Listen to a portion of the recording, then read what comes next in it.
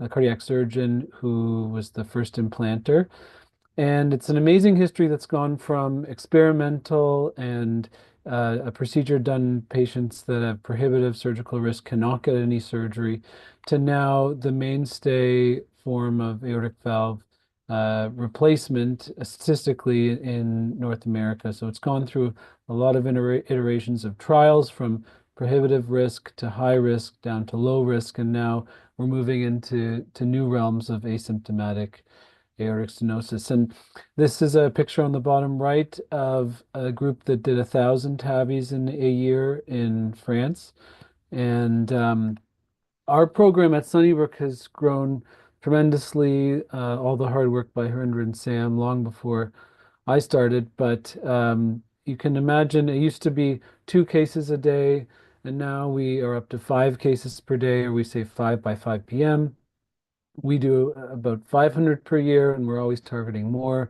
It's gotten down to about 40 minutes procedure time, sometimes faster, sometimes a little slower, but about average of 40 minutes. And we're going through the femoral artery in the leg for the vast majority of cases, up to 98%.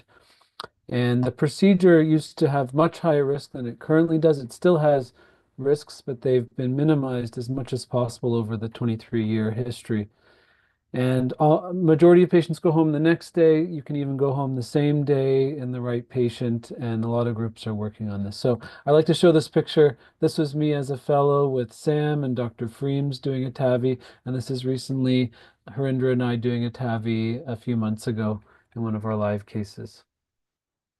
This is animation of a TAVI implant, and this is the aorta coming into the heart, and the system goes over a very stiff wire, about stiff as a coat hanger.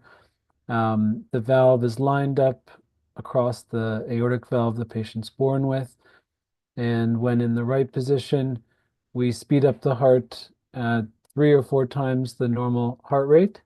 And then this particular valve gets implanted with a balloon that blows up and anchors onto the aortic valve. So that's a nice animation of what's seen. This is what we see on the X-ray. This is putting our first tubes into the artery in the leg, the femoral artery. This is the same type of valve, speeding up the heart. You can see it beating quickly. This is our stiff wire into the heart and then blowing it up on a balloon. And that's our final result. And in this one, we'd say, nice result, and we move on. And this is another form of a TAVI valve that we use frequently called the Evolut valve, the Medtronic Evolut valve. And it's a self-expanding valve. Instead of coming on a balloon, it expands by unsheathing.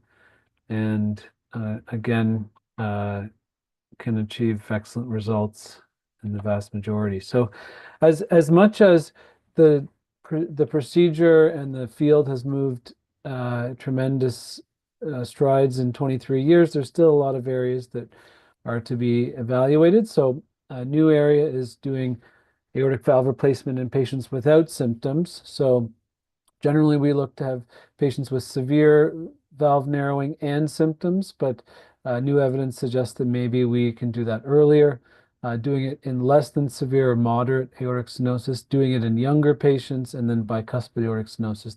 This is some of the areas that need more evidence that are being investigated. For the patients without symptoms, maybe doing the procedure a bit earlier.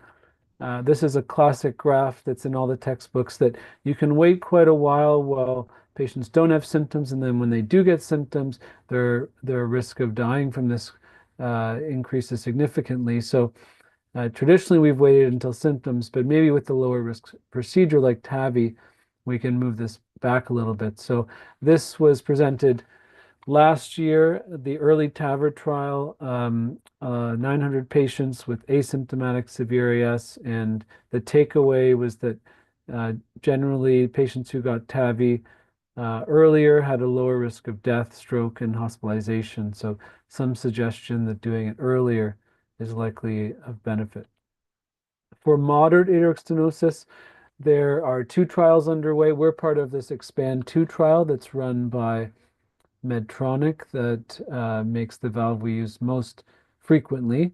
And it's long been known that moderate aortic stenosis patients don't have a benign course, they also have an increased risk of mortality. So perhaps doing TAVI in those patients before they become severe might have benefit. And the results of this trial should be coming out in the next couple of years, and then it'll be followed another 8 years after that. So a couple of trials underway, but more data that hopefully we'll have in the future. Doing TAVI in young patients is a bit more complex. As the procedure's gotten lower risk, we have been doing younger and younger patients, and the trials have had younger patients as they become lower risk. The most recent low risk trial had average age of 73. And so a lot of questions to be answered about durability. Is this the right thing to do? Although we can do it in younger people, should we do it? The term lifetime management for TAVI is really taken a mainstay where we have to plan the next 20 years of patients or 30 years and what valve to put first. There's a lot of commentary on whether we should be doing it in younger people. And in the United States, where there's more access for patients to pay for their choice of care, this has become a bit of an ethical and challenging issue where younger patients want to have TAVI done. They come in and they want to pay out of pocket for it, but it doesn't necessarily mean that it should be done. And so we need a lot more evidence in this area. And the issue is that every valve you put in allows less and less space for the next valve, should that one fail. And generally, the TAVIs we think last about 10 years, a little bit less than a surgical valve. So these patients likely will need another valve in the future, but less and less space is available on the inside of the valve, making the next procedures more challenging. And then TAVI and bicuspid aortic valves is something that's already being done, particularly for patients who are over 80. And I actually took some interest in this. I did my master's dissertation in this and designing a trial in this area. And this is me with some of my classmates in Oxford when I was on residential weeks. But some challenges of bicuspid valves are that they're a different shape. They tend to present earlier. They can have higher risk anatomies that make TAVI more challenging. And so we really need a large clinical trial to characterize the true risks of this procedure and this compared to surgery, which likely will be difficult to run as it's already being done out in general practice. But to really give patients the true risk profile, a clinical trial is what's needed, and hopefully that can be designed and run. There's one being run out of Oxford that we hope to be a part of in the coming years, but it'll have challenges for enrolling and really being run as a usual clinical trial. So that's TAVI. I think my takeaway from TAVI is that looking at the history of over 20 years and how far it's come, it's incredible how streamlined it's become and how it's become a standard of care, but there are questions we need to answer, and it's heading in a lower risk and younger direction, and with that comes challenges and questions that we need to answer. So the mitral and tricuspid valves are a different story. It's a different type of anatomy, different pathophysiology and disease process. And most of it thus far has revolved around repair technology. So on the top, this is a MitraClip. It's a clip type device that grabs onto both leaflets in the mitral valve. So the mitral valve is a valve with two leaflets, and both of these technologies are designed to grab onto each leaflet and bring it together and reduce the area that's leaking. The MitraClip device has the most experience, the most evidence. It's been around for almost 15 years. It first went through a trial that compared it to surgery, but it showed that it was inferior to surgery, but it was generally safe, and that it could reduce the leaking in those patients. And then there was two other big trials. The trial that most people follow and believe is this COAPT trial, that in the right patients, it can reduce heart failure and death and is generally a safe procedure. So that's the takeaway, that that I take from all that evidence, but it's definitely not a perfect device. The design is not meant for every patient. Certain challenging anatomies make it so that about a third of patients won't have an ideal result. And so we clearly need some other technologies that will help in these patients. So after MitraClip has 15 years of evidence, the Pascal device is made by the competing company called Edwards. They recently put out this trial showing that it was essentially equivalent to a MitraClip. That was a head-to-head trial. And so in order to for our team to be able to do all technologies, we recently trained in this device. This was us doing training a few weeks ago in the Pascal device on a simulator at the headquarters. And so we're hoping to start this procedure in the coming weeks and hopefully add to our armamentarium for particular patients with certain anatomies. So that's repair technology, trying to grab onto the leaflets, pull them together, reduce the leaking. But a lot of people believe that a good replacement device is what we need in the space, and it has an even more challenging history. So this is a presentation I gave in 2017 when I was a cardiology resident, PGY4, my fourth year of training. And I was all excited about replacement devices and technologies, and so I gave this grand rounds. And I found out that there's a lot of challenges with making a replacement device that goes through the leg in a minimally invasive fashion.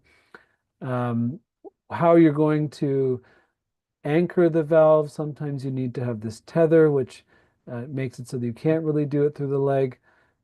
What is the angle that the valve is going to anchor onto? What are the consequences of that?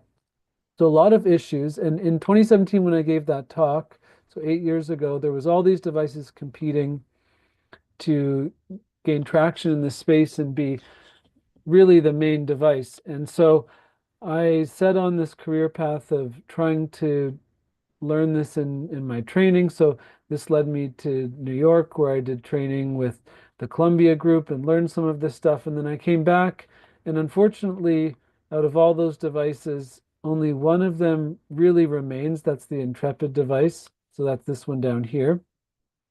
This top one, the Tendyne device, we've done 3 cases of, but it's one that requires an anchor into the heart apex and can't be done through the leg. So it's really fallen out of fashion, and it's really just used in unique situations. And even this Intrepid device that's at the forefront, it has the largest trial so far, the most evidence is being gained for it, but we have had difficult time enrolling patients in the trial. We've submitted 35 cases and had 2 accepted. We're doing our second case next month. We did our first one in January. So by no means is it a device that every patient can get. And I think the holy grail and what everyone would hope for is that we have a device that's similar to TAVI, where we can do it in most patients, which we don't so far. And it seems like out of all those other devices, we don't really have a front runner for that situation. So this again is really the 3 remaining devices: the Intrepid one that we're doing, the one with the tether, and there's this other one with a complicated docking mechanism. But from what I hear, we haven't done any here, but from what I hear, it's quite challenging to put in, and again, not really applicable to all the patients. Um, so this is the Intrepid Apollo device. This is a picture of sort of a cartoon animation of what it looks like. You're coming up the leg with large tubes that go across the heart and then implant the valve into the mitral position. And this is the case that we did. This is what we see on the fluoroscopy when we deploy. So this is a big sheath, stiff device system coming up the leg, going across into the left ventricle, and this is the valve frame. It's being deployed, and then this one became anchored onto a surgical ring, but we had a very good result in that case we did, and hopefully the next one we do next month will be similarly effective. Similarly, in the tricuspid space, so the other side of the heart, on the right side of the heart, the tricuspid valve can be treated with repair in a similar way to the MitraClip and those clipping devices, but it's even more challenging from the anatomy. So a replacement device in that space would really be ideal to address those challenges. And the device that's the most developed is this Evoke device that again comes up. This is coming up the leg into the right side of the heart over a stiff wire, similar to the initial TAVI animation or that the mitral one I just showed. And it anchors using a complex feet mechanism where these feet grab onto the bottom of the cords of the mitral valve, and it goes over this stiff wire similar to the coat hanger type wire. And when it works, it works well. It also is not suitable for every single patient. It's quite expensive.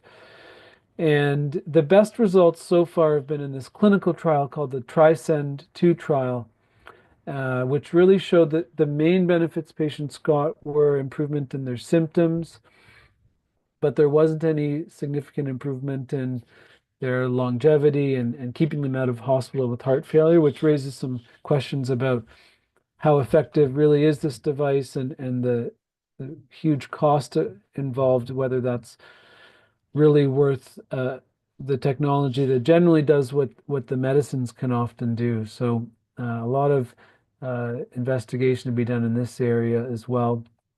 This is a replacement device that we did last year.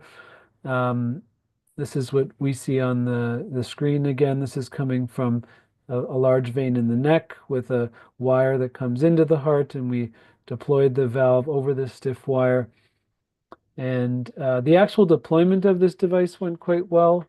I think the result we got was not exactly what we had hoped for in terms of reducing the leaking, but this device and this company has gained a lot of experience in the last 8 months. They're now heading towards about 30 patients in their initial trial, and we're still involved in that trial. So uh, an exciting field, but a lot of unknowns about the applicability.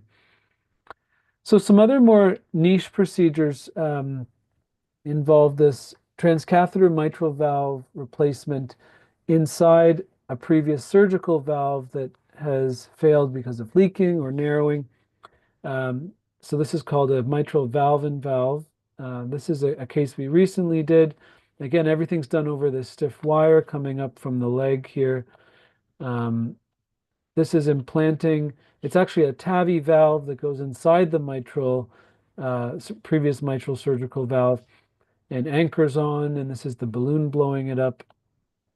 And this procedure is very effective and for reducing the leak or relieving the stenosis that's happened from the surgical valve. I think from a patient standpoint, they go home the next day from this procedure and now they have a well-functioning mitral valve that hopefully lasts several more years for them. And from an operator standpoint, it's a fairly quick procedure, very effective. We've done several of these, and I enjoy them myself because it's kind of a combination of doing a mitral procedure and a TAVI aortic valve procedure because we use the TAVI valve and brings together multiple teams to do this. And that's how the valve sits after anchoring, and the leaflets function very well like a fresh valve. A percutaneous balloon mitral valvuloplasty is a procedure that's been around for many decades. It's meant for patients with rheumatic heart disease who've had rheumatic fever earlier in their life, and their mitral valve becomes narrowed and stiff because of inflammation. And we can take a balloon, just a very simply designed balloon that goes across the valve, blow up the balloon, crack open the calcium and the inflammatory fibrotic tissue, and usually be able to relieve a lot of their stenosis with a fairly quick procedure. And this is what we see when we do it. So again, coming up from the leg, this is the balloon that's being inflated across the mitral valve. And it's really as simple as that. And in some places in India, they do 6 of these a day, just with the high burden of that disease process in that population. We do probably a few a year. And traditionally, St. Michael's has done them in Toronto, but we've started to do them in the last couple of years. The Watchman left atrial appendage occlusion procedure is a procedure designed to close this hole that's in the left side of the heart where 90% of strokes develop in patients who get strokes from atrial fibrillation, a very common heart arrhythmia.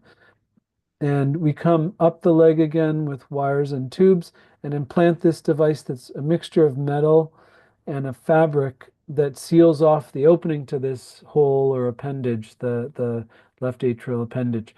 And so clots that develop in here can no longer exit and go to the body and to the brain. And I do this procedure with Dr. Sheldon Singh, one of our electrophysiologists. And it's a fairly quick procedure. We do 5 or 6 per day. Patients go home the same day. And once you put this in, you can get these patients off of blood thinners eventually, so they don't need to be on high-powered blood thinners that put them at high risk of bleeding.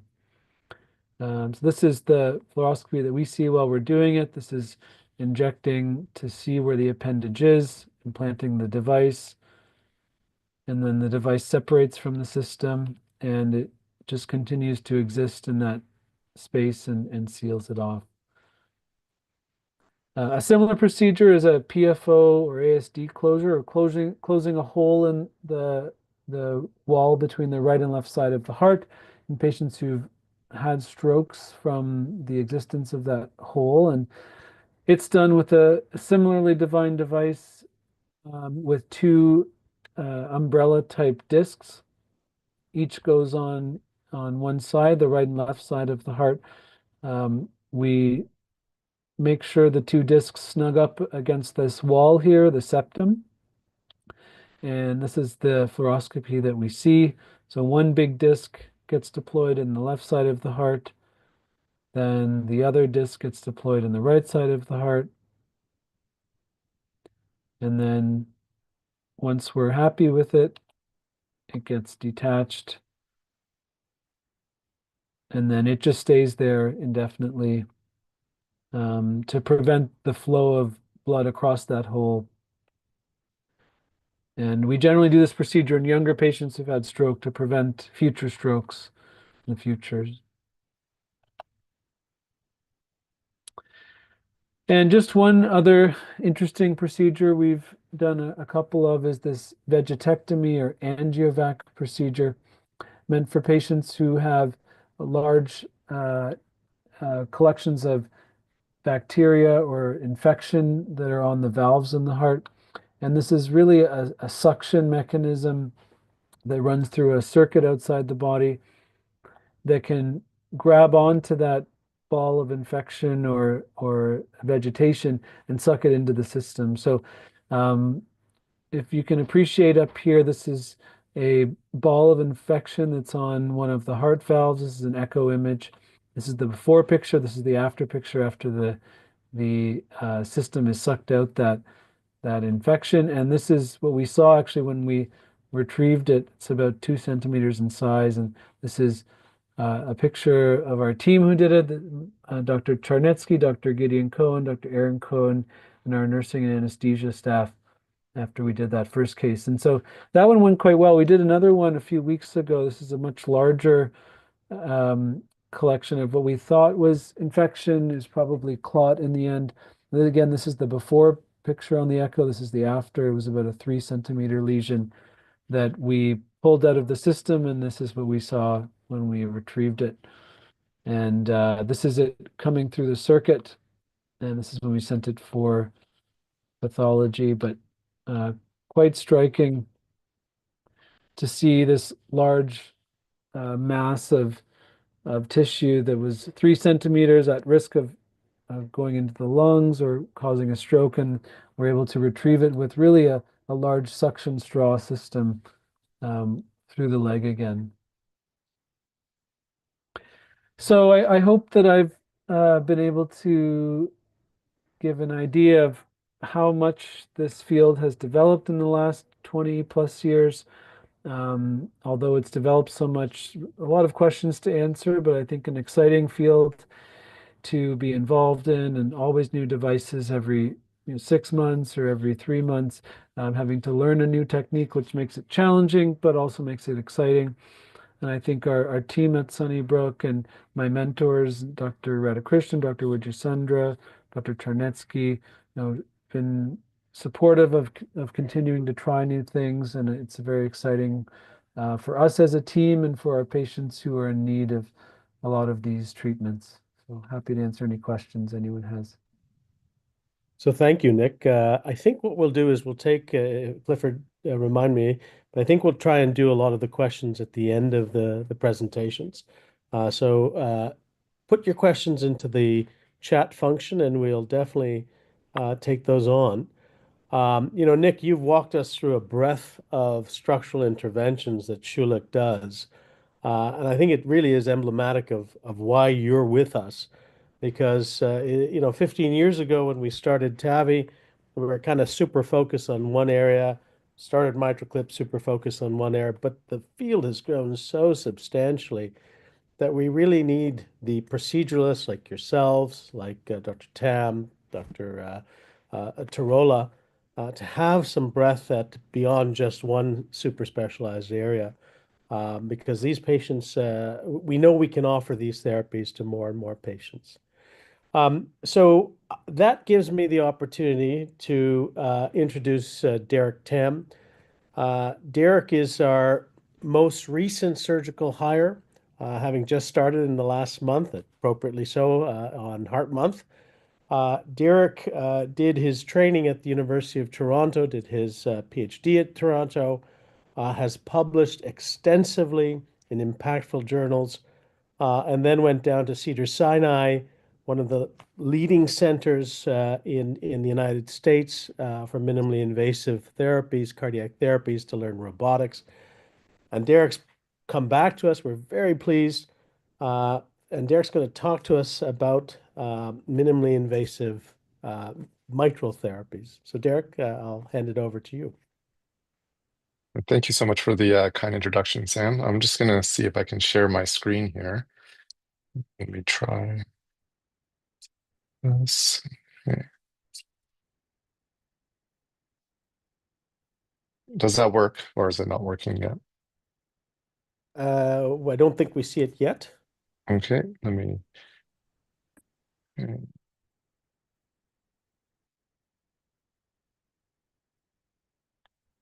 try again.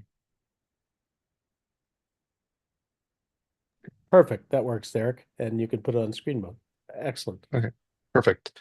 All right, thanks for the kind introduction again, and thank you for inviting me to give this talk. So it's really exciting for me to present robotic mitral surgery and what's ahead. So this is just a quick outline for today's talk. We'll talk about the mitral valve anatomy and pathophysiology. What is robotic surgery, and more importantly, what is robotic surgery not? Some of the benefits of robotic cardiac surgery. How do we choose patients for mitral repair? And what can we do with robotic mitral repair? And finally, a little bit about the robotic cardiac surgery program here at Sunnybrook. So we'll start with a little bit of basic heart anatomy. There's four chambers to the heart. There's the right atrium, the left atrium, the two upper chambers, which hold blood, and the two bottom chambers, the right and the left ventricle, that pump blood. And the left ventricle pump blood to the rest of the body. Between the left atrium and the left ventricle is the mitral valve. This prevents blood from flowing backwards. And again, the left ventricle pumps blood out of the body. This is the anatomy of the mitral valve here. We have two leaflets. It's the anterior leaflet and the posterior leaflet. They're anchored to the left ventricle by these cords or chordae tendineae, and they are anchored to the papillary muscle, which is part of the left ventricle. And really, this valve sort of works like a bit like a parachute. The strings support it and hold it together. When we think about mitral valve disease, there's really two broad categorizations. One is regurgitation, where the valve is leaking. So again, valves really help direct blood flow in one direction. And in this case, it's to direct blood forward out of the left ventricle to the rest of the body. So when there's leaking, the blood actually goes backwards and it goes into the left atrium, eventually getting to the lungs, and that can cause symptoms such as shortness of breath. In mitral stenosis, this is a separate issue where the valve actually becomes blocked. We end up with similar issues where now blood has a hard time leaving the left atrium into the left ventricle, causing difficulty for blood to flow forward to the rest of the body. And when the body does not get enough blood, people sometimes feel fatigue, dizziness, tired, chest pain, and feeling unwell. So these are the symptoms of mitral valve disease. I'll be focusing the majority of my talk on mitral regurgitation because this is a very treatable condition that's generally with repair. And I'll focus less on stenosis. In terms of mitral regurgitation, there are several causes or etiologies of this. Degenerative disease is the most common cause. This affects about 1% of the population, and about 50% of these people have severe enough disease that they require surgery. And I'll focus most of my talk on degenerative mitral regurgitation. Infection and coronary artery disease or blocked arteries are also causes of mitral regurgitation. In terms of presentation, as mentioned earlier, patients might be symptomatic with shortness of breath, leg swelling, fatigue, or just feeling tired. But quite a few patients are actually quite asymptomatic. They don't have any symptoms of it at all. But through incidental findings on ultrasounds of the heart, they show signs of worsening heart function or increasing heart size. Guidelines say that when patients have symptoms and severe mitral regurgitation, they should undergo surgery, or if there's signs of any heart damage, such as reduced ejection fraction or the inability for the heart to pump, or increasing left ventricle size, which is an indication of heart damage. Surgical repair is the gold standard for treating degenerative mitral regurgitation in patients that are symptomatic. So this is a graph that shows on the horizontal axis time in years, and on the vertical axis survival. And in blue are patients that undergo mitral repair versus in red in patients that are undergoing mitral replacement. And this blue line being on top of the red line shows that people that get mitral repair do better than those that get replacement. And this is for several reasons. When you repair someone's valve, they get to keep their own tissue. There's less prosthetic material, less chance of infection, and the valve is generally expected to last longer than replacing it with a tissue valve that's made of cow or pig's tissue. There are several surgical approaches to treating and repairing mitral valves. The conventional approach is a open surgical incision down the middle of the chest, involving opening the breastbone, which is called a midline sternotomy. And this allows for excellent exposure to the heart and to the mitral valve. And this is the more conventional way of doing this operation. And this is probably the way it's done most commonly in Toronto and in Canada. The other option is a right mini thoracotomy. A right mini thoracotomy means that we go from the right side and we make about a 6 centimeter incision. We go between the rib spaces to access the heart. And this could be done with either long shafted instruments or robotic assistance. And this offers very good visualization of the mitral valve as well. And it can be done with smaller incisions without separating the breastbone. The advantages to this is that there's shorter length of stay in hospital, and generally patients feel better quicker and can get back to work sooner as well. Overall, mitral valve repair is very safe.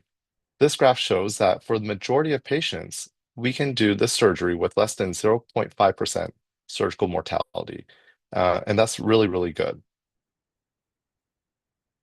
So the next question is, what is robotic surgery? And oftentimes when people talk to me about robotic surgery, they think about a robot doing the surgery. And I mean, oftentimes they joke that, the surgeon doesn't even need to be there. But that is probably the furthest thing from the truth. So robotic surgery doesn't actually look like this. This is what robotic surgery looks like. And it's really, to me, the ultimate team sport in medicine.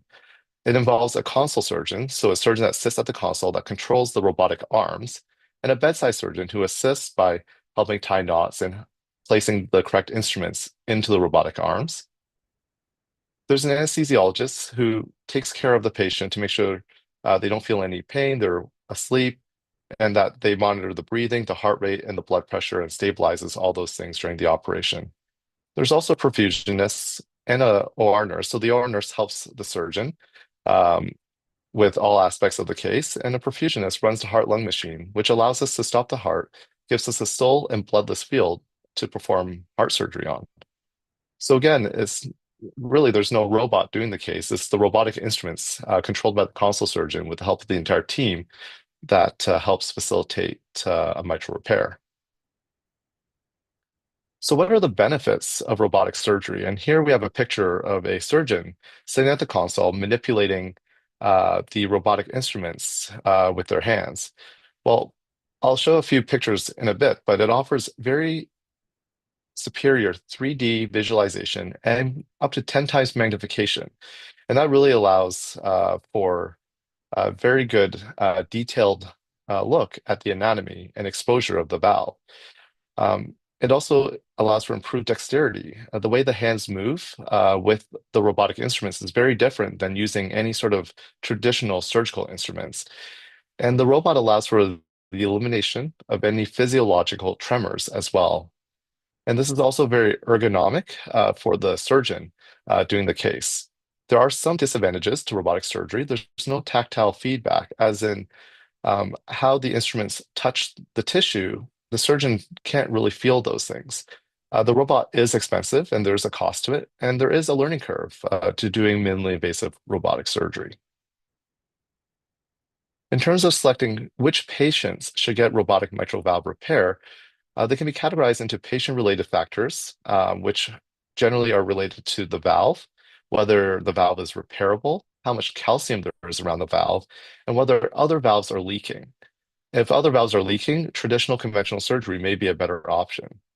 Other patient anatomy factors outside of the heart include what the chest wall looks like and what the blood vessels in the groin or the femoral vessels look like, because we need to access those blood vessels to put the patient onto the heart-lung machine. But by most algorithms, about 75% of patients with degenerative mitral regurgitation are eligible for a robotic repair, and these factors are assessed very carefully before the operation. In terms of anatomy, as I mentioned earlier, so this picture here on the top right shows calcified arteries, and it becomes a bit dangerous to try to put someone through the heart-lung machine when the arteries are calcified. It can result in stroke. And there are some chest wall deformities, as seen in the CT scan here, which makes it very hard for the robot arms to move safely in the patient. Other comorbidities include other heart valves and the heart function itself, and calcification around the valve as well. And if the patient requires additional surgery, like bypass surgery, conventional surgery is probably the better option for these patients. Here we show on the left side a ultrasound of the heart. This is called a transesophageal echo. The probe sits right behind the heart, and on the top here is the left atrium, and here is the left ventricle. And we see with every heartbeat, there's blood that is flowing backwards into the left atrium. So this is severe mitral regurgitation. Here we also see a prolapse of one of the leaflets of the mitral valve. It suggests that it's unstable, it's not closing together properly, and this is probably the reason for the leakage. And here in this video is a robotic mitral valve repair where we're assessing the valve. And as you can see, the surgeon's holding up this part of the leaflet, which is completely unsupported. So this here is a flail posterior leaflet. And it's the cause of this patient's symptoms of shortness of breath and why the blood is not going in the right direction here. Sometimes the leaking is more severe. So in the previous video, we just showed one leaflet being flail, but here we show that there are multiple segments, many parts of the leaflets that are prolapsing and that are flail, and the leaflet and tissue are just not coming together properly. And we see this in multiple views. And this valve here is also thickened and it's very abnormal.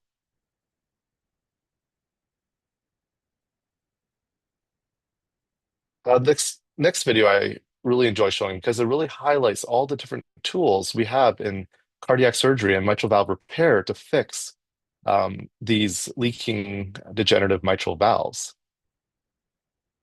So mitral regurgitation is a mechanical problem, and that generally necessitates a mechanical solution. So as I showed in the previous video, in this video, we see that a lot of this valve is very abnormal, it's very thickened, and there's too much tissue. So one way to fix the valve is to cut out some of the extra tissue so that there's less strain on the valve with every heartbeat.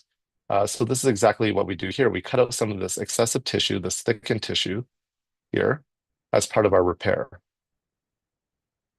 And sometimes there's those cords that I mentioned that sort of hold the parachute together, and we can transfer some of the normal cords that are extra to parts of the heart that need additional support. So here we're putting some sutures and we're putting it into other parts of the heart that need it.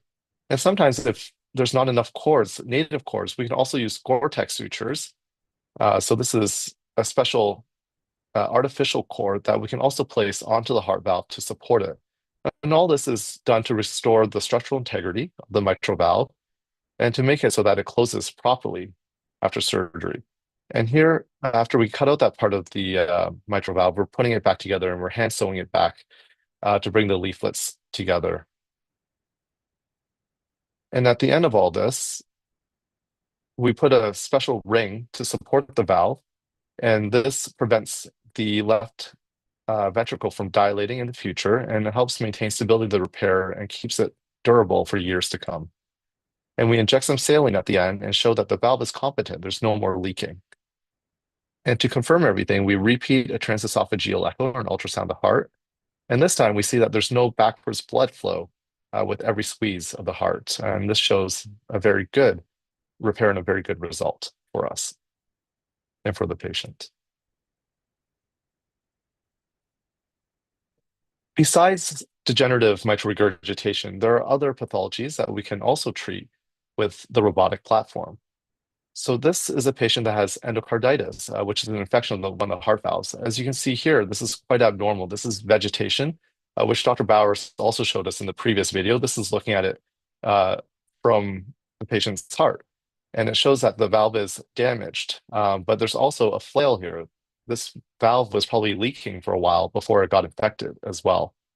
So we can do something very similar to what we saw in the previous video. We can cut out the infection, and then we can suture the valve back together.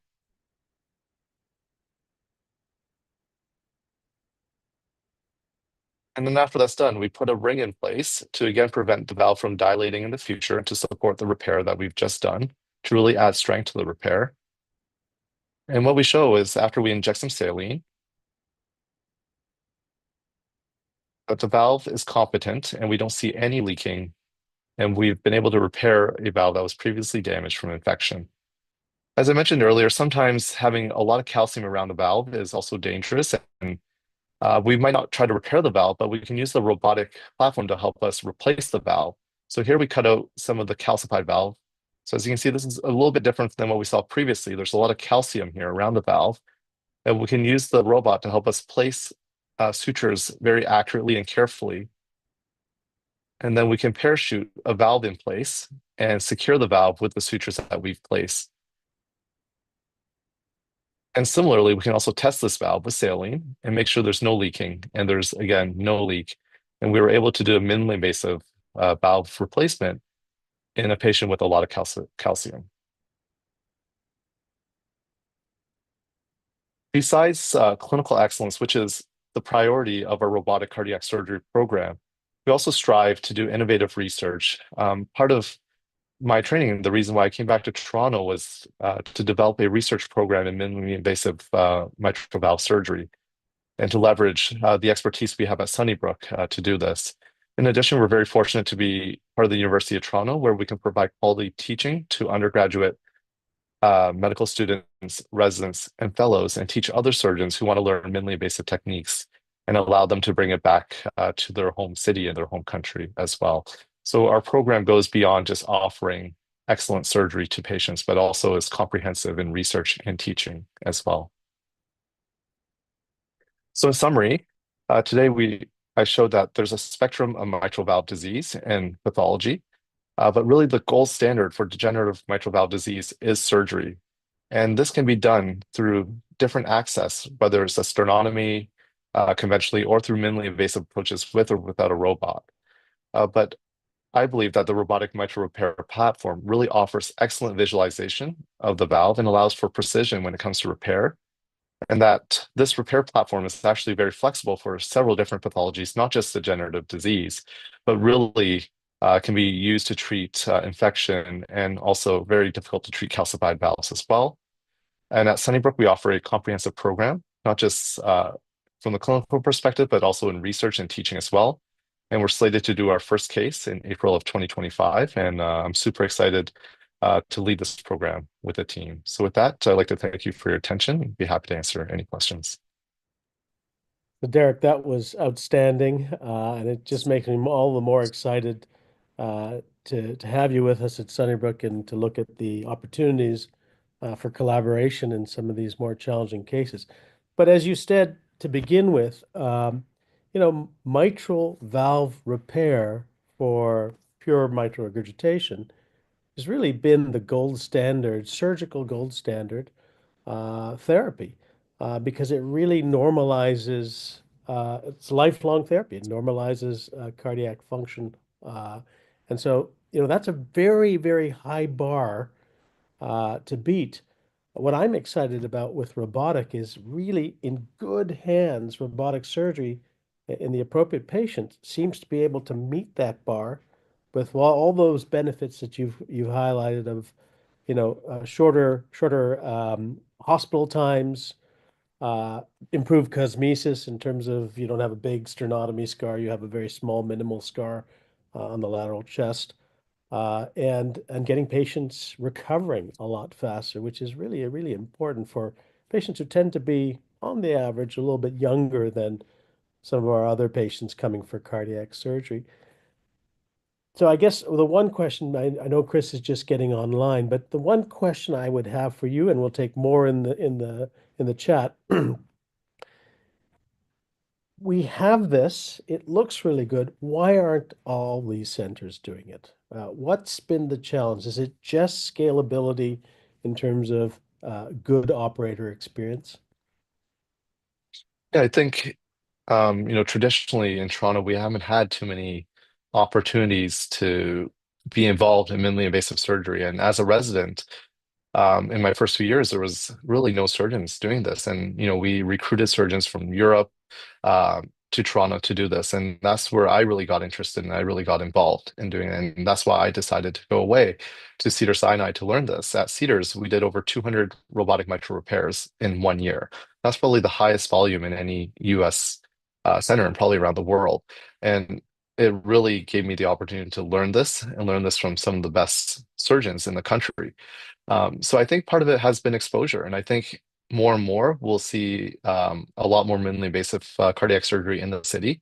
There are programs at other hospitals, and part of the reason for me to come back here was to start this program as well. And I think there will be a collaborative across the city to ensure that we have the best outcomes and to also do research into this and to see, in what ways can we improve this. I will be presenting later this year at one of our American meetings some of the benefits of robotic surgery. And really, across the country in North America, we've seen reduced length of stay and people getting back to work earlier. So I think patients will be asking for this. And I think, we're going to be expected to be able to provide this sort of service. And I'm really excited to be able to do that. Yeah, no, I'm doubly excited because as you showcased at the end there, you're also starting to look into some therapies that we have trouble dealing with in minimally invasive catheter-based strategies. But this allows for collaboration with minimally invasive catheter-based as well as robotic therapy. So lots of really neat work to come. Okay, Derek, thank you so much. I think we'll move on to our next presenter, Chris Tarola. Chris Tarola, Derek was our last hire. Chris was our penultimate surgical hire. Chris had finished his training in cardiac surgery at London Health Sciences Center, and much like Nick, who went to Columbia, a preeminent U.S. program, and Derek, who went to Cedars, Chris went down to Cleveland Clinic, a preeminent global program for advanced training in aortic um, valve as well as aortic vessel pathology. It's been a real privilege to work with Chris side by side over the last 3 to 4 years in the TAVI space. So I'm thrilled to have introduced Chris, and he'll tell us about minimally invasive strategies for the aortic valve. Okay, thank you very much, Sam, for the kind introduction and for the opportunity to speak. I'll just get my presentation going here. You can see that, Sam? Great. Okay, so I'll touch on some minimally invasive aortic valve surgery, but also, get into just sort of what we do in aortic valve surgery. We heard from Dr. Bowers earlier on about how we treat the aortic valve using percutaneous technology, and I'll touch on that as well. But I also kind of want to touch on just a little bit about what the aortic valve is and how all the different strategies that we have to fix it. And so hopefully this will be something that everyone will find useful in just, expanding their knowledge about the aortic valve. Dr. Radhakrishnan has very kindly already gone through all of my credentialing, so I appreciate that. So we'll skip that. And so first, what is the aortic valve? And we can see sort of on the red side of this picture of the heart here, the aortic valve is one of the 4 valves in our heart. And its job is basically to separate the major pumping chamber in the heart, which is called the left ventricle, from the aorta, which is the big highway for all the blood to flow to the rest of our body. And that's a one-way valve. So every time the heart beats, that valve opens, so blood can go into that blood vessel called the aorta. And once the ventricle is emptied, it closes so that blood doesn't go backwards. And we can see problems with the valve in both of those pathologies. So problems with opening and problems with closing. And we'll come to that shortly. So what does the valve look like? The normal aortic valve has 3 leaflets or 3 cusps. And we can see that on the left side of the screen there. And that would be what we call a tricuspid valve. All the leaflets are supposed to be symmetrical, and they're supposed to kind of meet in the center and along these margins to prevent blood from leaking backwards. And sometimes we can get a valve that is malformed, and sometimes that happens generally that happens from birth. And one example of that is a bicuspid valve, which we see on the right side of the screen there. And so that's when 2 of those leaflets are fused together, or when 2 of the leaflets, when the valve was formed with only 2 leaflets. And we have different variations of that as well. We can have unicuspid valves, we can have quadricuspid valves. They're a lot more rare than a bicuspid valve, which typically is present in 2% of people. But these are the 2 common types that we're treating. So what can happen to your valve? So one, we talked about problems with the valve opening and closing. So we can have a leaky valve. And so that's called aortic valve regurgitation. So blood is coming backwards into that pumping chamber. And the second problem can be aortic valve stenosis. So the valve is narrowed. And so that means that the heart has to do a little bit of extra work in order to open that valve up and push that blood into the aorta, or the major blood highway. And some of the other things that can happen is we can get endocarditis, which is basically when that valve gets infected. And we saw that in Dr. Tam's presentation in the mitral valve as well, where we get infected growths on the valve, and that can cause the valve to leak. And we can also have some congenital anomalies, which we talked about. So those are problems from birth, and that would involve, malformations in the valve, like a bicuspid or a quadricuspid valve. And so here we have, there we talked about the leaky valve, and here we have what a valve looks like. I'm just going to get rid of this. Oops. And so here we have on the right side here what it looks like with a narrowed valve. So you can see initially the valve leaflets are very thin, and when we see them in the OR, they're very pliable. And what happens over time is that they become very thick and calcified and almost have calcium rocks on them. And you can imagine how that makes them a lot less pliable and makes it harder for that valve to open.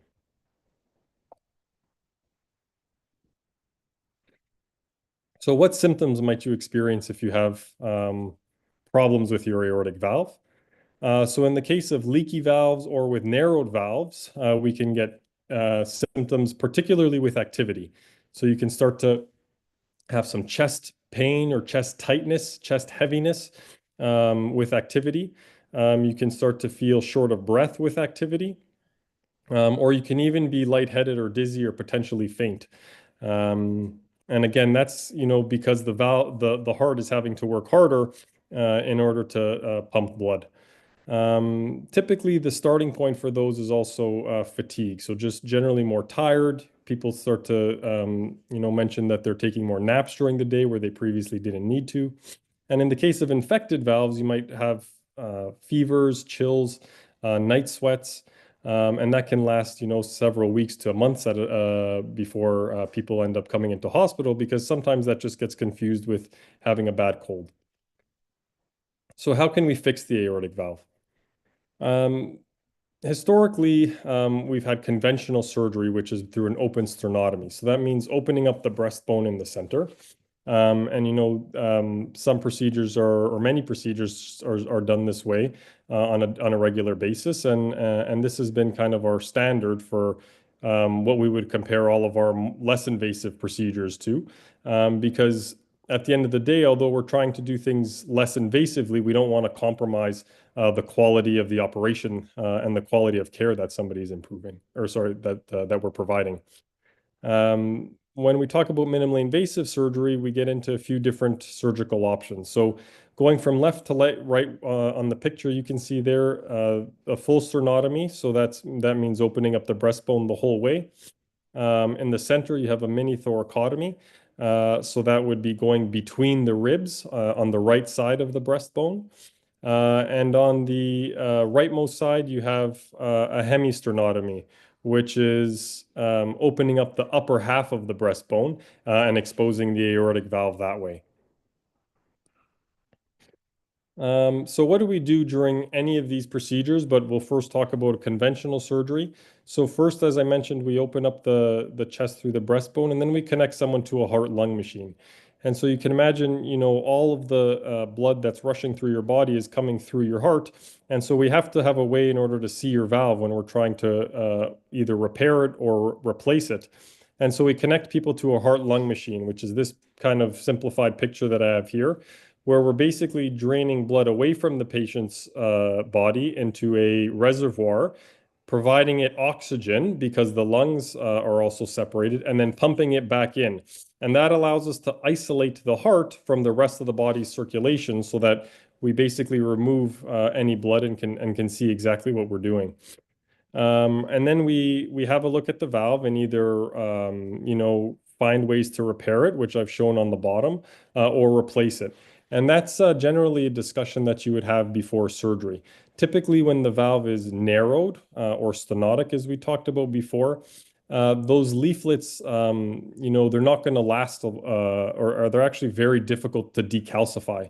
And so that sort of a situation means we have to replace your valve in general. And when the valve is leaky, the leaflets are still sometimes okay in that they're thin, they're pliable, but there's just maybe one of them isn't meeting in the middle where it should.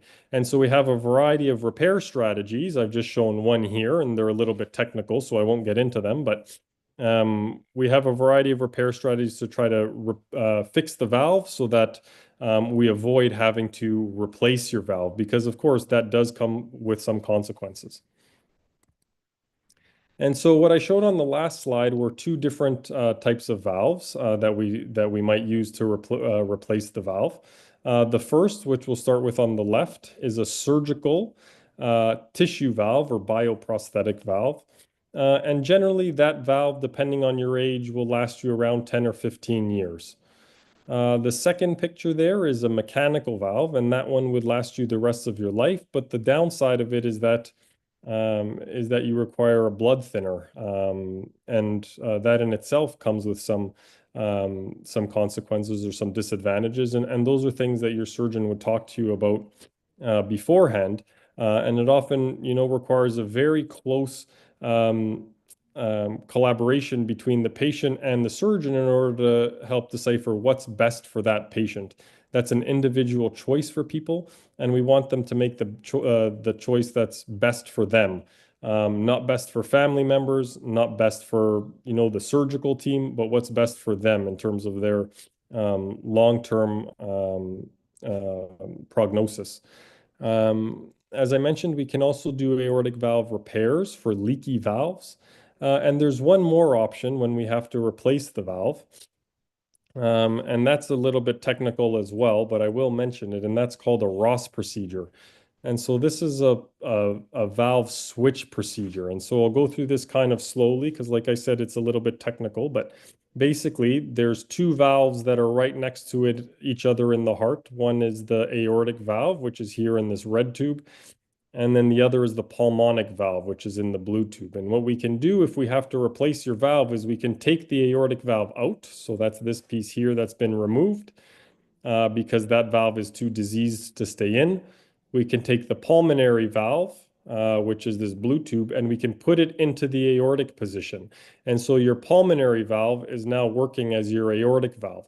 And that has some advantages because the goal of that operation is to help help a patient live longer or have a more durable valve, excuse me, without the need for a blood thinner, which you would need with the mechanical valve. And it also has a slightly less risk of infection as opposed to a prosthetic valve. And so we then replace your pulmonary valve with a valve that's been donated with a donor valve. And so, as I mentioned, the advantages of that would be that it lasts longer than a bioprosthetic valve. It's more resistant to deteriorating, which is what happens to our bioprosthetic valves over time. You don't need to take the blood thinner, but it is a more complex operation up front. And so again, this is another discussion that we would have with our patients in order to make a plan for what is best for them. So ideally, this is done for people who are less than 60 years old, or for young women who want to have children and maybe we don't want them to be on a blood thinner, or who don't want to be on it themselves.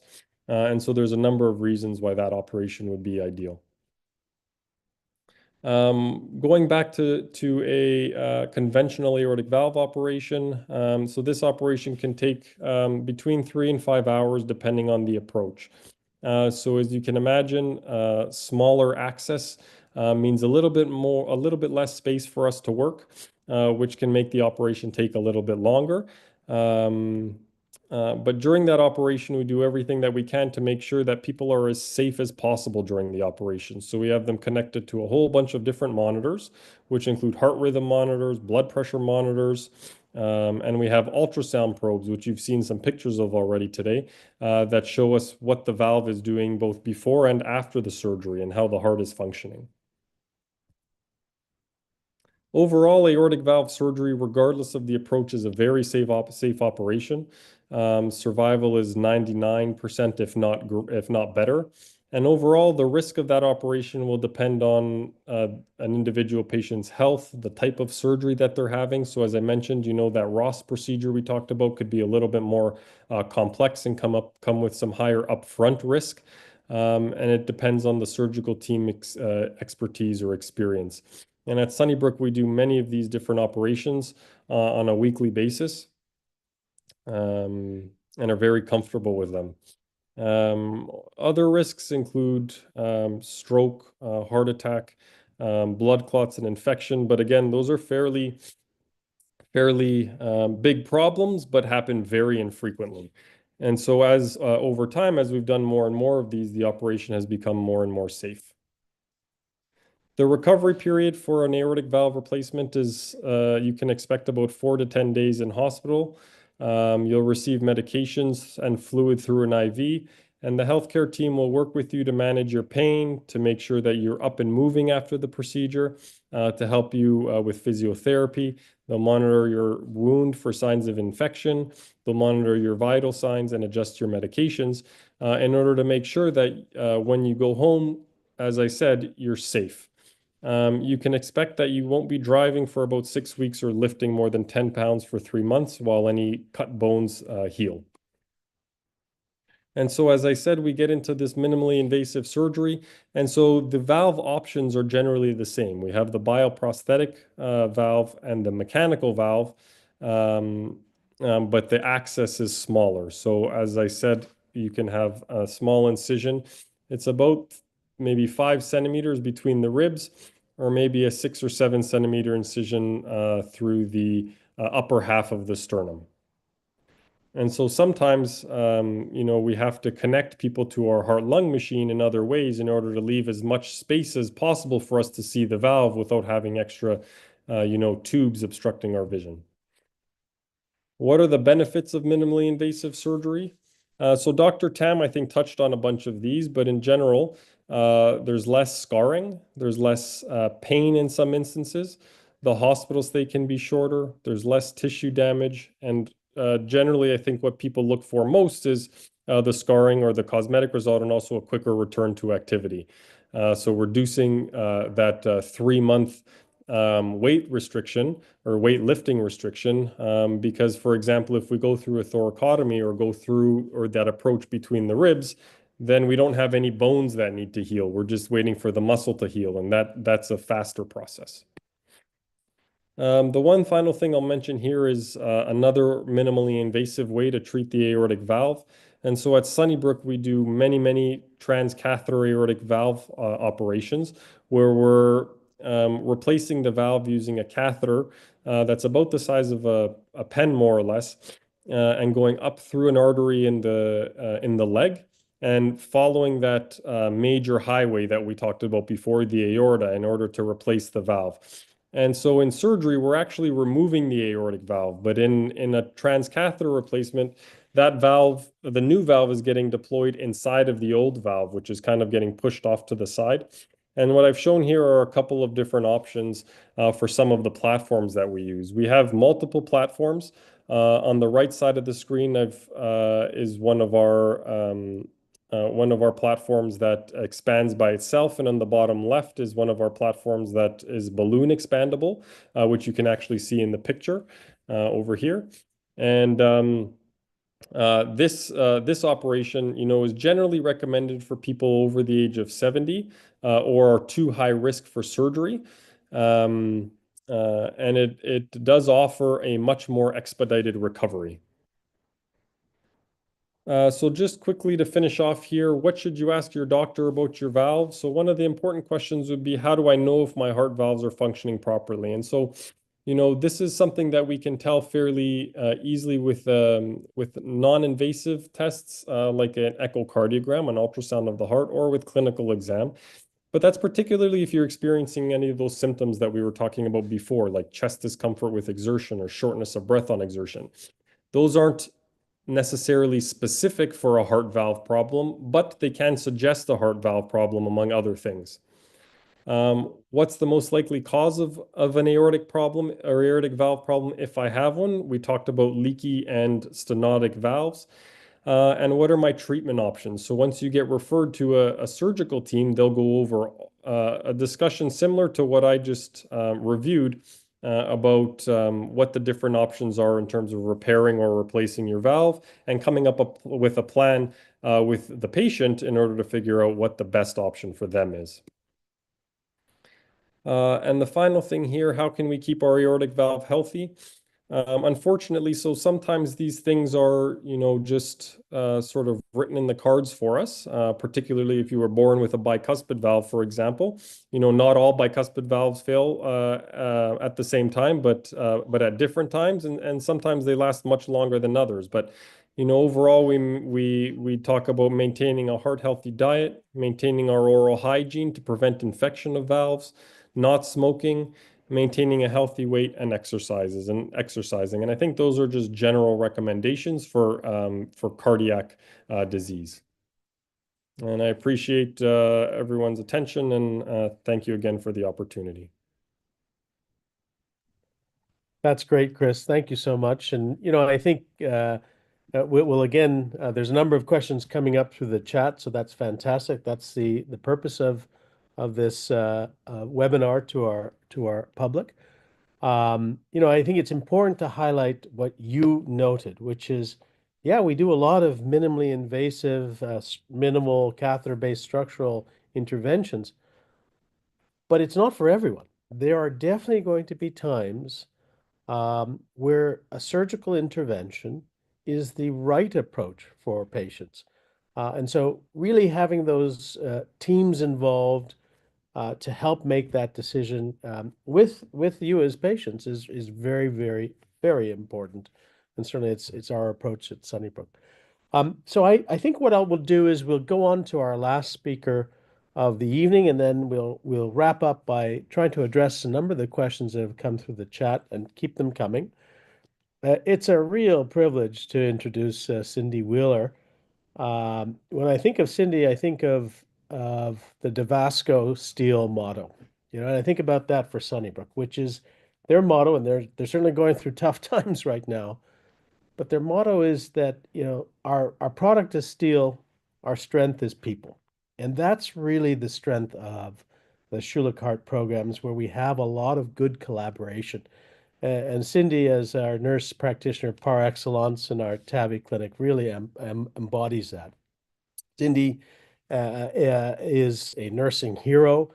She's been active in terms of creating a lot of the websites and the educational materials that you see when you come through the TAVI clinic, and then disseminating that amazing knowledge so that other programs across the country can kind of replicate the success of the patient experience that we've been blessed to have with Cinder's leadership in the TAVI clinic. So, Cindy, you're going to tell us a little bit about what to expect when you're thinking about TAVI. Thank you so much, Sam, for that introduction. I'm just going to share the screen here. Let me know. Perfect. That looks good. We'll put it onto slideshow presentation, and that's great. There we go. You can see that? Yeah, perfect. Wonderful. I'm thankful for this opportunity to be able to share what we do here in the TAVI clinic. I've been here for several years now, working with now thousands of patients who need heart valve replacement. And so we're going to talk today. We've had the opportunity to hear from our great surgical and transcatheter team about all the several innovative options that we have for heart valve replacement. And so now we're going to focus on your experience as to how does this process begin? What is your first experience in coming into the TAVI clinic or a valve clinic here at Sunnybrook? And what can we do together to help you to make your decisions? So I'm going to start with this slide, and it says, I have a heart murmur, now what? And often I do hear that sometimes you're aware that you may have a heart murmur for most of your life. You learned about it when you were young or even when you were middle-aged, and now you're in your latter years. And you've been told that your heart murmur is quite loud. And so what would I typically feel? And so there is a different range of experiences on how you would typically feel when you have aortic stenosis. And so some people say that you feel fine, that I'm able to do my usual activities. I can go for a walk, I can get dressed, prepare meals, do my social activities, and I don't feel any changes to my day-to-day activities, and I'm able to do the things that I enjoy.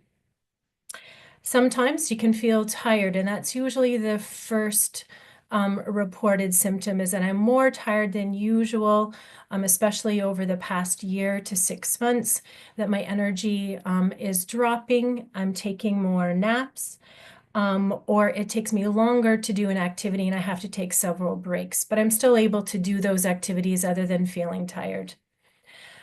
You can feel heavier breathing when you're walking upstairs or bending over to tie your shoe, or if you're going for a walk outside, walking up hills. And by the top of the hill, you're quite uncomfortably heavy breathing that did not happen 6 months or a year ago. Sometimes you can lie down at night, but you feel that you need to add another pillow so you're sleeping a little more upright to feel more comfortable, or you're able to lay down with one pillow as usual, but then middle of the night you feel like it's harder to breathe, so you have to go and change and sit or lie down in a reclining chair where you're up a little bit more elevated. Your shoes may feel tighter, especially by the end of the day, but then maybe a little bit better in morning, but slowly progresses throughout the day. or it could also be your shoes are tighter than usual all of the time, and you're getting quite concerned. It's getting harder and harder to put your shoes on. You're walking slower or for a shorter distance. You used to be able to walk down to the grocery store, and now you have to go much slower or you need to take a car. And so it's a much shorter distance for a walk.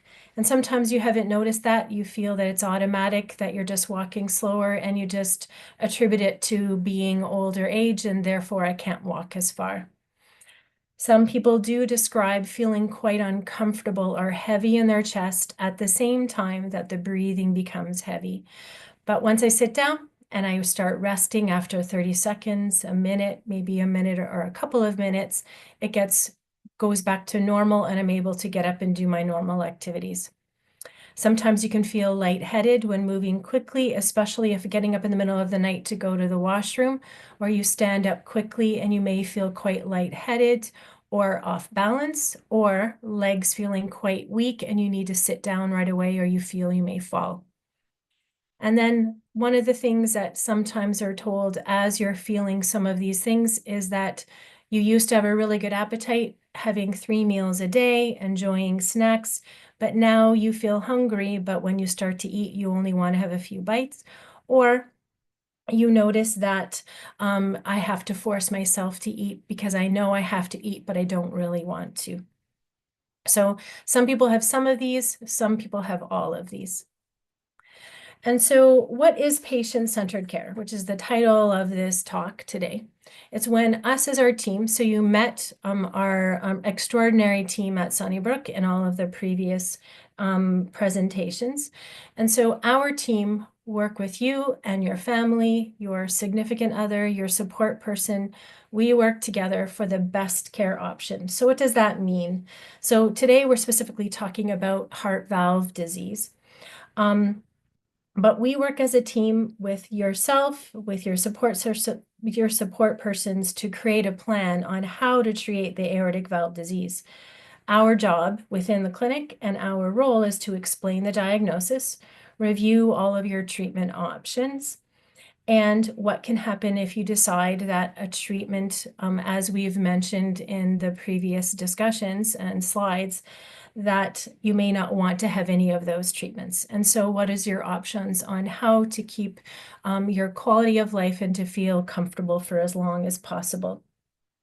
As we also saw, and Dr. Radhakrishnan just mentioned, is that not all treatments are for everyone, because this is a complex condition, and therefore, as you've seen, it's a complex treatment. And so we work together on how to come up with the best care plan for you. We're the experts on how to treat your condition and your aortic valve disease, but you're the expert on how you feel, on your life, what is most important to you, and what you're willing to go through to hopefully at the end of your procedure or surgery that you'll feel better once you've gone through the recovery process. Sometimes when you're seen in the first TAVI clinic, there are several questions. And so I would ask you several questions on what's important to you. How do you function in your day-to-day life, such as how do you cook? How do you manage your household activities? Who manages the laundry? Who does grocery shopping? Who takes you back and forth to appointments? Or do you need to use a cane? Do you feel like you're having balance issues and you need to use a walker so that you feel more supported? All of these questions are to help guide us as the healthcare experts, and with yourself as your life expert, to be able to figure out what is currently happening with your clinical condition, and to be able to give you the information you need to make a decision on what treatment is best for you. So let's break down what patient-centered care and shared decision-making is. So here in the TAVI clinic, we work as a team. So you usually see myself or another nurse practitioner. We also have interventional cardiologist fellows in the clinic. And from time to time, you'll see the staff interventional cardiologists in the clinic. And our goal is to provide you all of the information you need so you can collaborate with us and make the decision on what you need. So we're going to talk about all of these 8 different areas. And the first one is access to care. Usually, you would have a family physician listen to your heart using a stethoscope, and they hear a murmur and they inform you you have a murmur. And then at that time, depending on how you're feeling, they would refer you to a community cardiologist. They would do some tests such as an ECG or an echocardiogram, the ultrasound of your heart, to see what's actually going on with your valves and your heart function.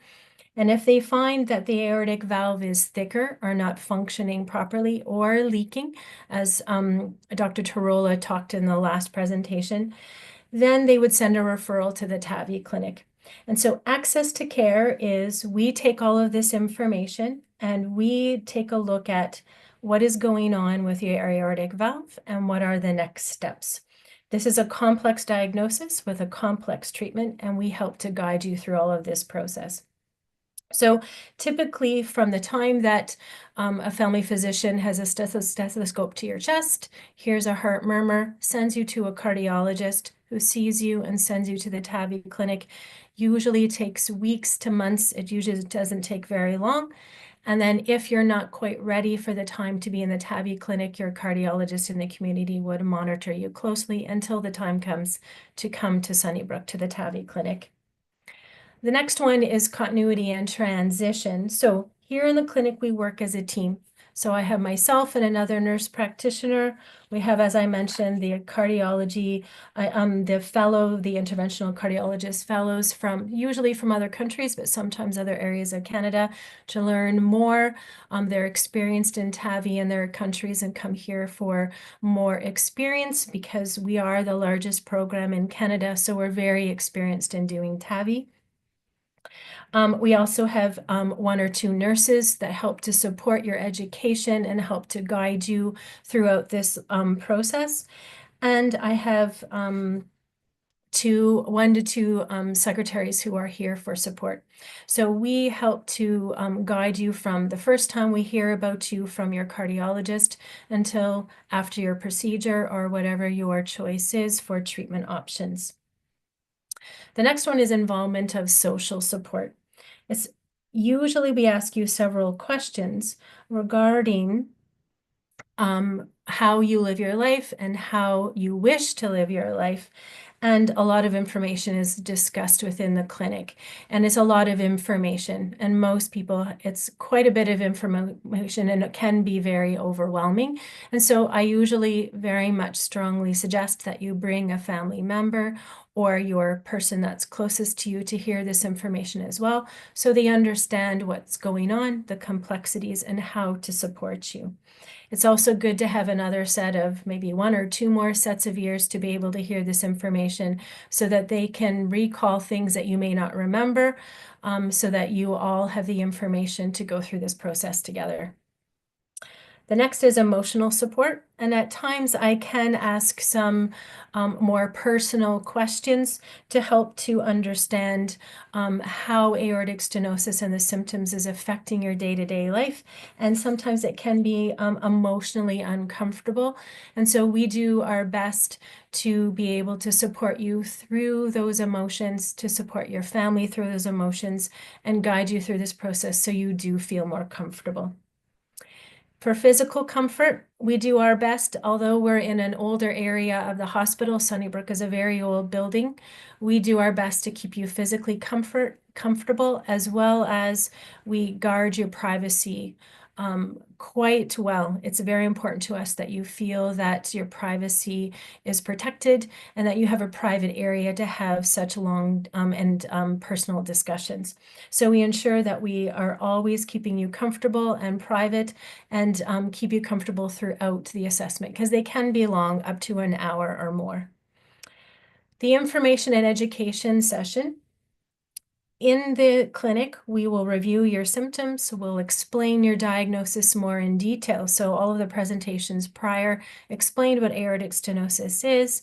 I just reviewed your symptoms of what could happen, but specifically everyone is different based on their health, age, their experiences in the healthcare system, prior health conditions.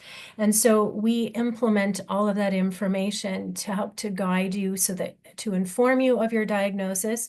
And then what are the next steps? So what tests do you need to be able to evaluate whether we can replace your valve, either by TAVI or by surgery?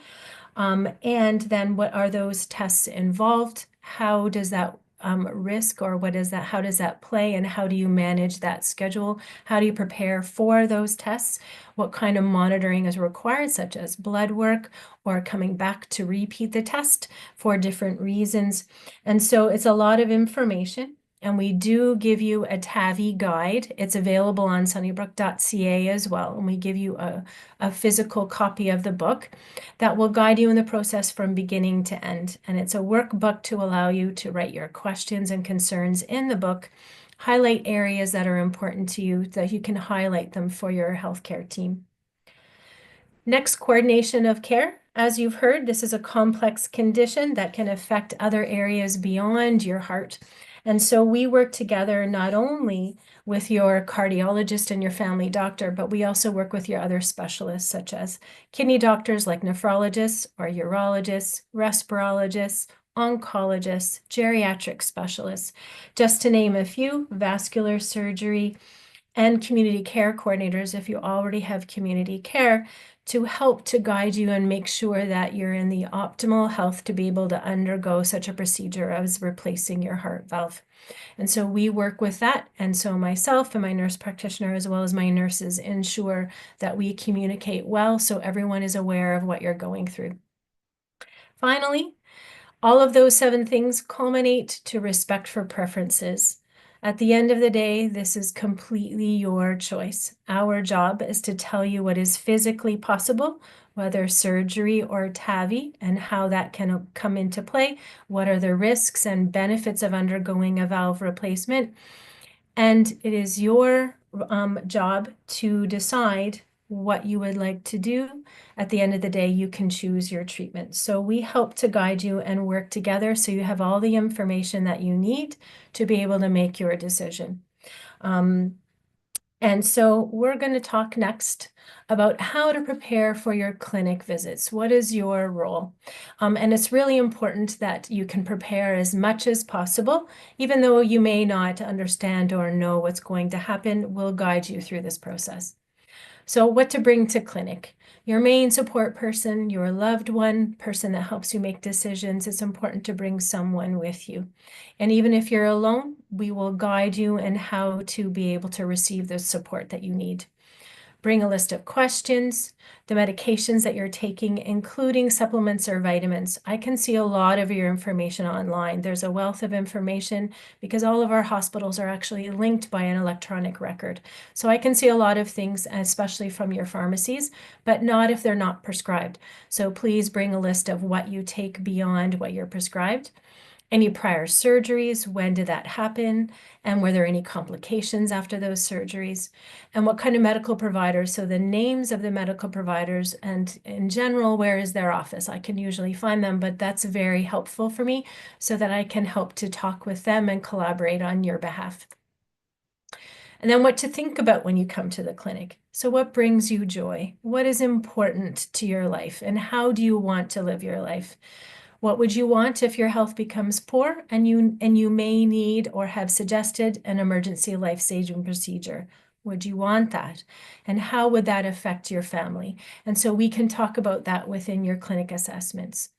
Who can make decisions on your behalf? Do you have a partner, a significant other, a child, a sibling who can help make those decisions? And a power of attorney for health for Ontario would be very helpful if it's not a spouse. And then what types of medical procedures would you want or not want? So something to think about and questions to ask. Finally, what to avoid. Please avoid Dr. Google. On Google, there's a plethora of information and it's information overload, and a lot of it does not pertain specifically to you. Everyone is different, and for us to be able to tell you whether you are a candidate to have aortic valve replacement by TAVI or by surgery, the way that decision comes about is based on yourself, on your anatomy and your test results. And so by going online, the only information you typically can find, and we will guide you on where to look that will give you the proper information, is it will tell you in general, how is the procedure done? And you can look up to see who your teams are. But the best place to go for information is your TAVI team or your surgical team, and to call with any questions. And then we can guide you specifically online as to what you can look at that would be pertinent to you. And sunnybrook.ca is a good place to go. So how do you contact us, and where do you get more information?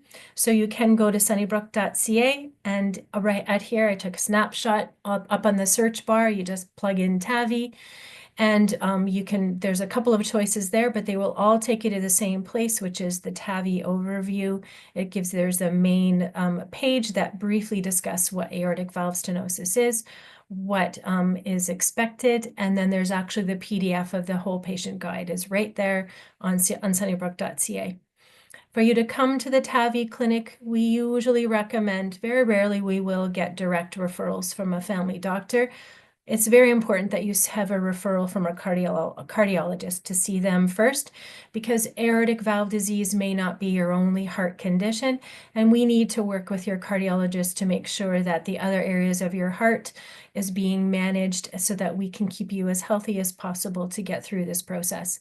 And of course, you can call us, and so our phone number is there.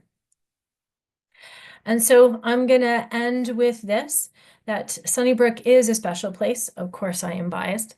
However, we work hard as a team. We give comprehensive care to be sure that you have everything you need, and we are always available for your questions. That was superb as always, Cindy, and it's so insightful. You know, the procedure, whether it's the cardiac surgery procedure or the minimally invasive catheter-based procedure, is really the smallest part of your process and your pathway to recovery. So having this patient interactions at the clinic, in the pre and the post setting, so vital. Cindy is and our team there is the first face that you see, and it's important because that starts you on the process to getting the right care for you. So we've got a lot of questions in the chat, which I just love. And maybe Cindy, since you're online, I'll start with you. First is a comment that how the viewer loved how you speak about working with patients and their loved ones, and how the patients are the life experts in terms of their best treatment. Maybe you could take that and highlight the shared decision-making process. And their specific question was, what's the wait time for our clinic and for the procedure? And, you know, there's a lot of Sunnybrook based through Harindra, Dr. Wejasundra, and his research.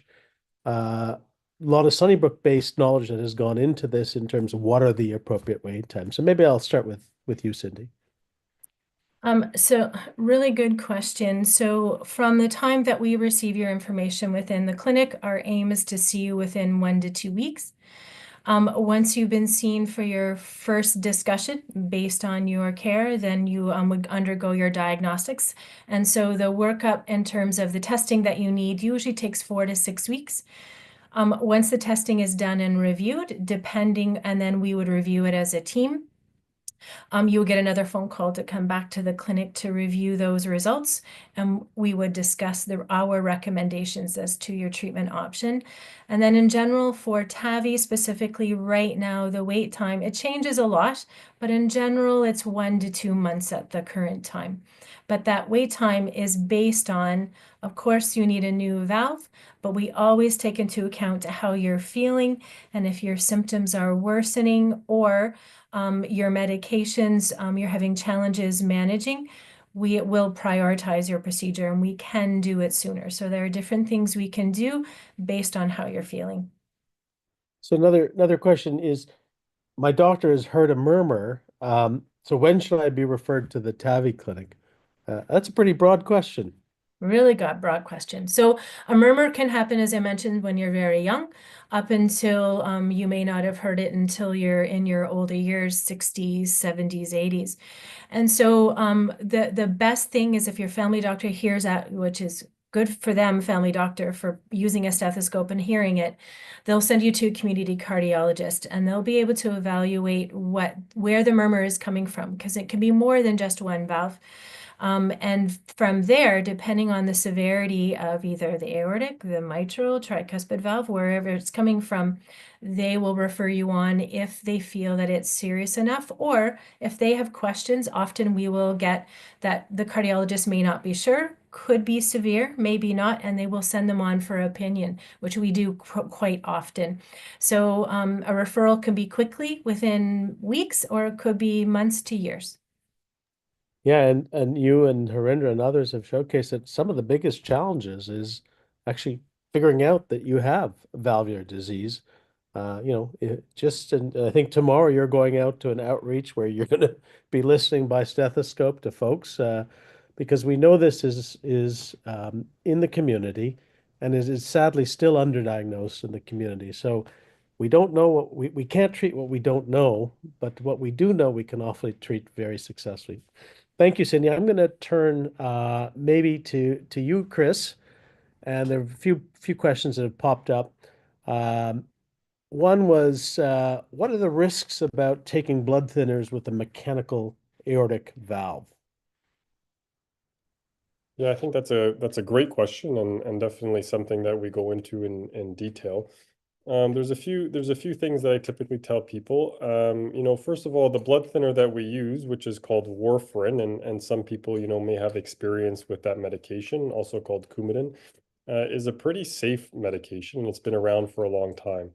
But it requires, us to titrate or to maintain your blood thinner level in a certain range. And so that actually requires a blood test that's done once, every 3 to 4 weeks. It depends a little bit on the comfort level of your family doctor. But in general, it's once every 3 to 4 weeks, just to make sure that you're staying in that range. And then once you're on that blood thinner, I mean, the biggest concern there, which would be the most common, I guess, would be the risk of spontaneous bleeding. When people are on blood thinners, small cuts and those kinds of things do require you to hold more pressure. The average cut wouldn't, let me rephrase that, being on a blood thinner doesn't necessarily mean that you're gonna that the blood will be more pressurized when you get a cut, but it means you'll have to hold pressure for longer. And then further on top of that, there's the most concerning areas for spontaneous bleeding would be either in the brain or in the somewhere in the GI tract. The risks overall are fairly low on a yearly basis.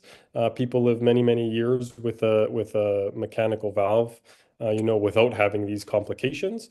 But unfortunately, the risk is not zero, but you're only looking at a few percent.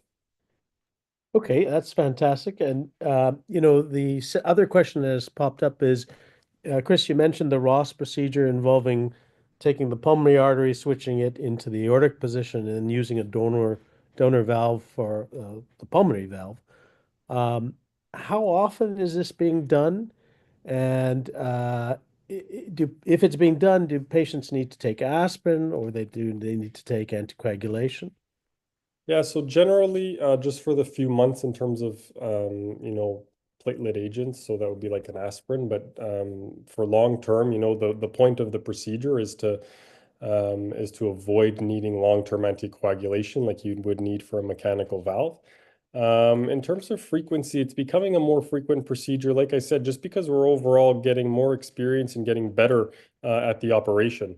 I don't think it's by far not the most common aortic valve operation, but in a select patient population, like I said, young patients, typically those with an isolated aortic valve disease. And so what I mean by that is they don't have also a problem with their mitral valve, or also a problem with the arteries that supply the heart, or their coronary arteries. If it's just that isolated valve and they're young, so generally a rule of thumb under 60, we would offer that operation. But like I said, it becomes a question of what's the best operation for you.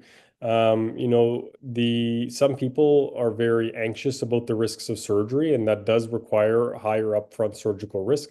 But it also requires future intervention on the pulmonary valve.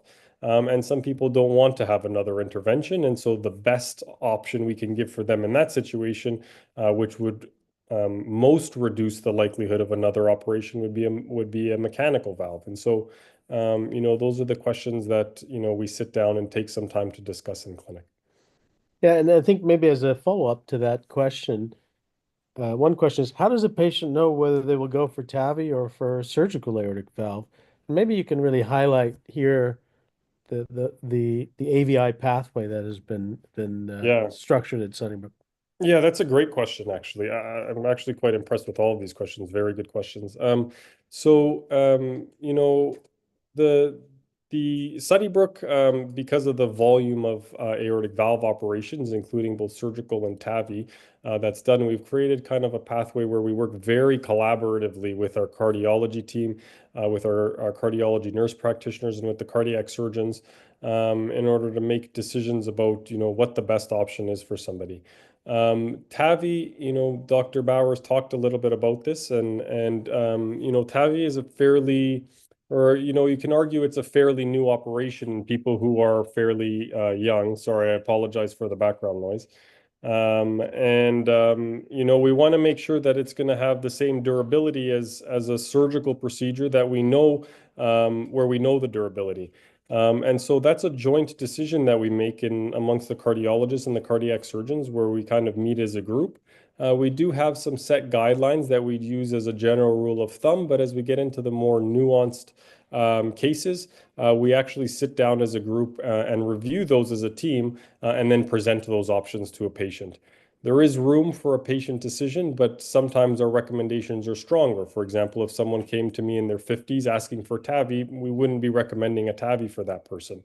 It's a collaborative and joint effort. Yeah, and really it highlights that our role is to provide you with what are the outcomes and what are the best opportunities for you on your patient recovery path. And sometimes those, for very legitimate reasons, are different. The patients have different expectations, and I think that's the strength of this collaborative approach. Thanks, Chris. So Nick, some questions that have popped up. Maybe you can talk about PFO repair for strokes. There's a question that had some discussion about one's too young, one's too old, but maybe what is the data that surrounds PFO repair, catheter-based, which is pretty straightforward and can be done within your guys' hands in an hour or so, versus other therapies for stroke. Maybe you can give a little insight on that. So we work very closely with the stroke prevention clinic team, and a lot of our patients have unfortunately had a stroke, been admitted to Sunnybrook under the neurology service, had a thorough workup to look for other causes of stroke. So to look for heart arrhythmias like atrial fibrillation that caused a stroke, clotting disorders in the blood, plaque in the neck vessels. When all of those causes are ruled out, but a patient does have a PFO, then we look to the neurology team to recommend closure of the hole, the PFO defect, to reduce the future risk of stroke. And large studies have shown that in patients who are generally less than 60 years old, who've had a previous stroke but have a PFO, that closing the hole will reduce their risk of strokes in the future. So we generally use age 60 to 65 as the top end, and that's what the guidelines would suggest. There are some groups that are doing this in older patients. There's groups in Quebec who are doing it in patients up to 80 or 85, and there's studies going on right now, clinical trials to look at that older age group, whether there is a benefit, but we generally use about 65 as our top age. But important that we work collaboratively and closely with the neurology team, that all other causes of stroke have been ruled out, that the PFO is the most likely cause, and that the patient themselves, they're generally younger patients in their 20s or 30s, that they are willing to have the procedure done, and the small risks, although they're small, there are risks that exist for these procedures. And so if you're a 25-year-old, having a new device implanted in the heart is not without some risk and some concern that that could lead to other issues. So we have to discuss that carefully. So I think it's another example of a collaborative process with another multidisciplinary team and the expertise of the neurologist to recommend the closure, and then we can see the patients and discuss. Excellent. Couple of questions on TAVI that you had started with. Do you foresee the life of TAVI valves increasing past 10 years in the near future? What do you think? Well, I think one of the challenges with TAVI is seeing that 23-year history of TAVI.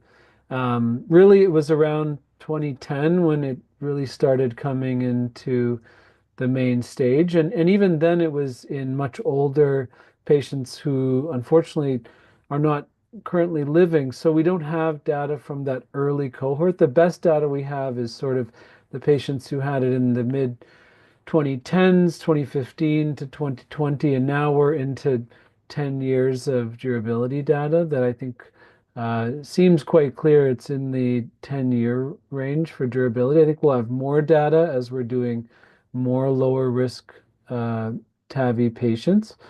I think it's still less than a surgical bioprosthetic valve replacement durability. That's a little more than 10 years.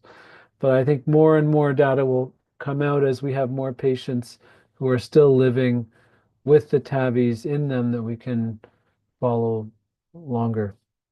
Yeah, absolutely. So certainly the field of TAVI, now we can really operate and provide these procedures technically to a huge group of patients. The question is really, should we be doing TAVI versus offering a surgical aortic valve implantation? When we start to think about the lifetime management of these patients and the need for repeated interventions, any tissue valve, which is surgical or TAVI, right, Nick, will fail. And it's a question of knowing that we have a strategy to deal with that failed valve when that exists. So lots still to learn, and we're learning together. Last question, Nick, with regards to the mitral and tricuspid space, you've provided valve replacement devices. You've also showed valve repair devices with clip. We don't seem to have that in the aortic space, so why so complex in the mitral space? And do we ultimately will just have a valve replacement, or do you think these two kind of pathways of a catheter-based repair and catheter-based replacement will develop simultaneously? Well, I think in the interventional space, the transcatheter space, it's similar to what Dr. Tam described, that the anatomy is quite complex. The structures we're dealing with are different than in the aortic valve space, and for the right patients who can get a MitraClip, and generally those who aren't a surgical candidate, who are above the age of 75 or 80, and they can undergo a repair with the MitraClip. It can be a very good technology for those patients, but it's probably half of patients referred have ideal anatomy and the other half don't, and for that half who are not a candidate for surgery, we need to look at other options for them. So I think repair and the clipping devices will always have a place in the right patients who have ideal anatomy, but for all the patients who don't have ideal anatomy, whether it's calcium or the shape of the leaflets or how big the gap is between the leaflets, we need to find other good solutions for those patients, and that's where all that development is going into with replacement. So I kind of look at it like it'll likely be some split of 50-50 or 60-40 in the future, but certainly not everybody can get a MitraClip. Yeah, it's fair to say it's a much more complex valve, and because of that, the toolbox in the catheter-based area is going to need to be larger. But of course, we have technologies in the surgical. And so, Derek, I'm going to come to you. It seems like a lot of enthusiasm about your great presentation on robotic mitral repair surgery. Very exciting. Congratulations, some of the chat. One question is, do you need to open the chest during robotic mitral valve repair, excuse me? Yeah, so that's an excellent question. So I showed in one of the graphs that in up to 75% of variable mitral valve from degenerative mitral regurgitation, you can probably repair it from the side without opening the chest and going down the middle. But at the end of the day, we have to do whatever is safest for the patient that doesn't lend itself well to doing it from the side or from doing it from a minimally invasive approach. So it really depends on the patients. But for about 75% or 3/4 of patients, I think we can offer a less invasive approach in suitable patients. Yeah, and I think that's really important. It might have been my connection on my end, but you dropped out a bit. But I think it's really important. You have to make sure that the approach is going to be the right approach for that patient. Um, uh, but still, there is some cases that you may need to transition to an open approach, and so you need a surgeon that has experience in transitioning to an open approach. Correct, Derek? Yeah, that's absolutely correct. And at the end of the day, we're going to do whatever is safest for our patients. And less than 1% of the time, we have to abort going from the side and go from the front. That can happen, but it's not frequent. And I think it becomes less frequent when we choose our patients correctly. And of course, we warn patients ahead of time that this is always a real possibility. I'm always upfront with them that this can happen, but the chances are small, and most likely we'll do whatever is safest for the patient to offer them a durable repair. And so the next question for you, Derek, and maybe we'll end with this question is okay, that sounds really good. So how many of these types of procedures is Sunnybrook hoping to do over the next year or so? Yeah, I think over the next year, we hope to do about 30 to 40 of these procedures, and in the next 2 years to do 50 to 60 a year. I think that's what we think is a suitable number. Of course, again, it's finding the right patients for this. And to make sure that we get this done really safely for our first set of patients, we're actually bringing in a specialized team from Los Angeles, the people that trained me how to do it.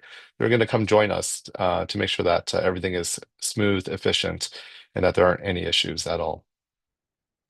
Yeah, it's exciting times, and thank you for that, Derek. And I'm going to take this opportunity to thank everyone. These presentations were excellent. It really showcases the strength of the folks and the teams we have here at Sunnybrook. Thank you to Clifford for co-chairing this outreach to our community. I think it is, we ended on minimally invasive robotic questions around minimally invasive robotic surgery. And Derek hit in his presentation that one of the reasons that maybe this isn't being done more often is because it is costly. You have to buy the robot, you have to train the people involved. But often, next leaps in technology for improvement in health require that. And so we cannot end without thanking the support of our community donors that help us grow our structural teams, our structural catheter-based interventions, grow our surgical. And we're only talking of one part of the Schulich heart. There are other parts in the arrhythmia suite, heart failure. Our community donors are so crucial to how we can continue to be on the forefront of advancement, and then ultimately delivering these therapies to our population. So if you want to learn more about this, want to learn more about how you could support the Schulich Heart Center's innovation, then I'm going to ask that you feel free to reach out to our philanthropy director, Agata Piper, and I think her name will be, and contact info will be in the Virtual Talk website. Because without our amazing group of donors, all this work that you've seen wouldn't have really have happened, and we wouldn't have been able to lead that in the Canadian and international context. So with that, I'm going to wrap up this amazing